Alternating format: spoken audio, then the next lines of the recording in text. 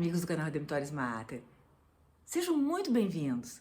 Se é a sua primeira vez aqui, sinta-se acolhido com um caloroso abraço. É muito bom estar com vocês todos.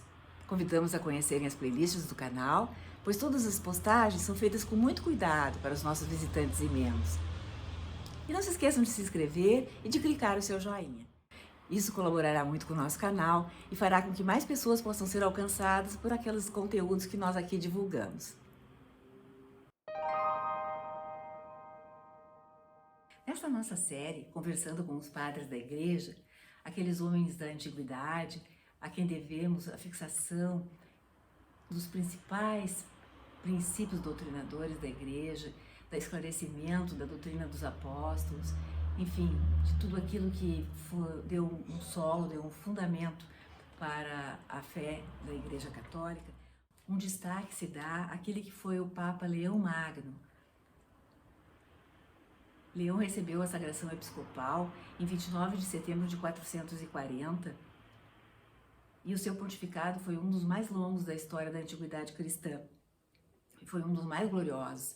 Eram tempos muito difíceis em que as hordas bárbaras vinham invadindo Roma e ele procurou afastar os perigos e a carnificina mesmo que era procedida cada vez que isso acontecia. Por essa razão, em 452 d.C., ele foi ao encontro de Átila, o flagelo de Deus, em Mantua, na Itália, e negociou a retirada de Átila da Itália, impedindo assim que Roma fosse ocupada.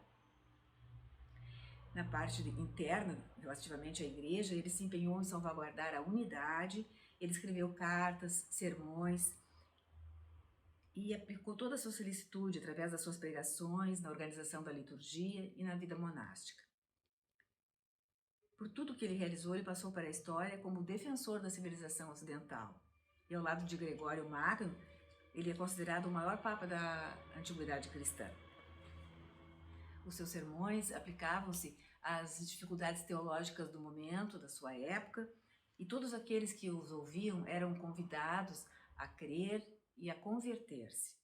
Leão Magno se preocupava em apresentar a doutrina de maneira clara, mas firme, sempre de acordo com a tradição dos antepassados, que reportava aos apóstolos. Então, conhecemos alguma coisa, um pouquinho, a respeito de São Leão Magno. E agora vamos ver o texto que o Ofício das Leituras, da Liturgia das Horas, nos oferece para a meditação neste dia da Ascensão do Senhor. É o segundo sermão de São Leão Magno na Ascensão do Senhor. E se encontra nesse livro da coleção patrística, Sermões, da editora Paulus. Se, na solenidade pascal, a ressurreição do Senhor foi causa da nossa alegria, sua ascensão aos céus é o motivo presente de gáudio, enquanto rememoramos e veneramos devidamente aquele dia em que a humildade de nossa natureza em Cristo foi elevada acima de todas as milícias do céu, das ordens dos anjos, além dos postos excelsos de todas as potestades, ao trono de Deus Pai. Essas obras divinas nos consolidam, nos edificam, porque tanto mais admirável se torna a graça de Deus, quanto, apesar de distante dos olhares humanos, o que incute reverência, a fé não hesita, a esperança não vacila, não se esfria a caridade. Próprio do vigor dos grandes espíritos e luz das almas fiéis é crer firmemente o que não se vê com os olhos temporais. Fixar o desejo onde o olhar não penetrar. Como nasceria a piedade em nossos corações? Ou como alguém poderia ser justificado pela fé se a nossa salvação consistisse apenas no que é visível? A fim de sermos capazes, caríssimos, dessa felicidade, nosso Senhor Jesus Cristo, tendo consumado a pregação evangélica e os mistérios do Novo Testamento, no 40º dia após a ressurreição, diante de seus discípulos, elevou-se aos céus.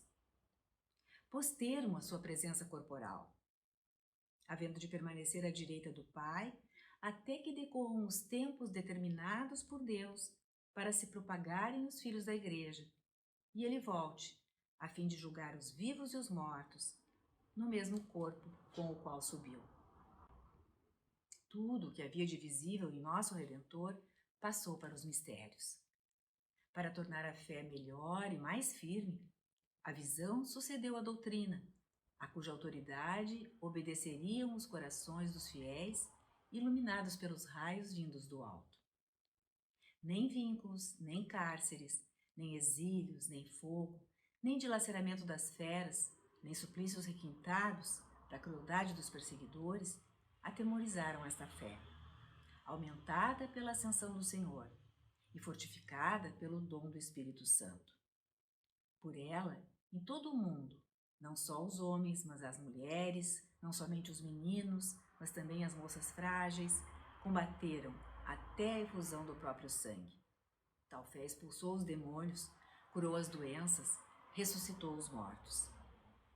Até os santos apóstolos, que apesar de confirmados com tantos milagres, instruídos com tantos sermões, se haviam horrorizado com a atrocidade da paixão do Senhor e não tinham aceitado sem hesitação a realidade da ressurreição, fizeram tal progresso com a ascensão de Cristo que tudo o que antes lhes incutia pavor se converteu em alegria. A contemplação do seu espírito atingiu a divindade daquele que se assentara à direita do Pai. Já não se retardavam no objeto da visão corpórea, dirigindo a atenção da mente para quem, ao descer, não se afastara do Pai, nem se apartara dos discípulos ao subir. O Filho do Homem, Filho de Deus, se revelou de modo mais excelente e sagrado quando se recolheu à glória da majestade paterna. Mais distante pela humanidade, de maneira inefável, começou a estar mais presente pela divindade.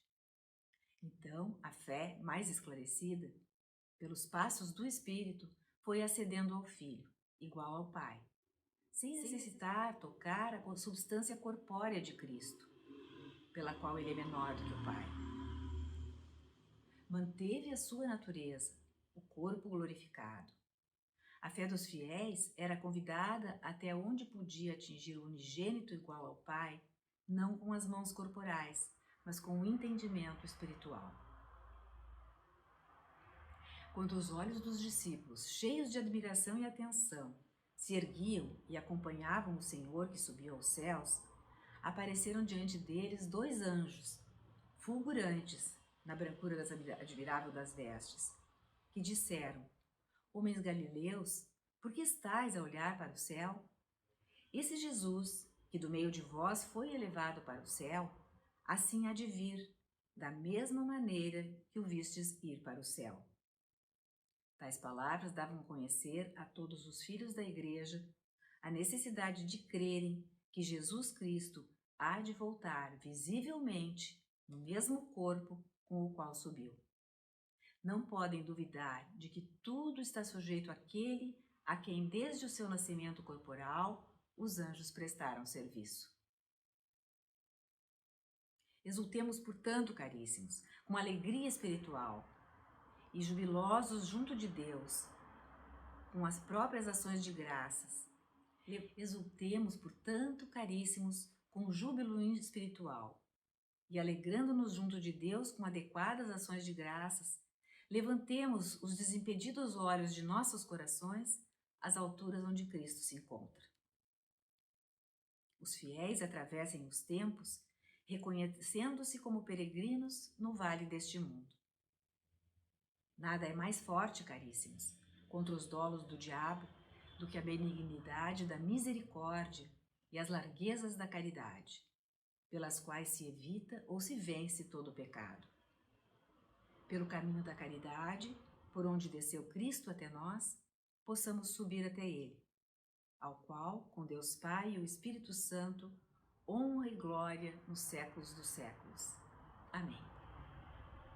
Obrigada por ter acompanhado essa postagem. Se você gostou, clique seu like, inscreva-se no canal e acione o sininho para ser notificado de outras publicações.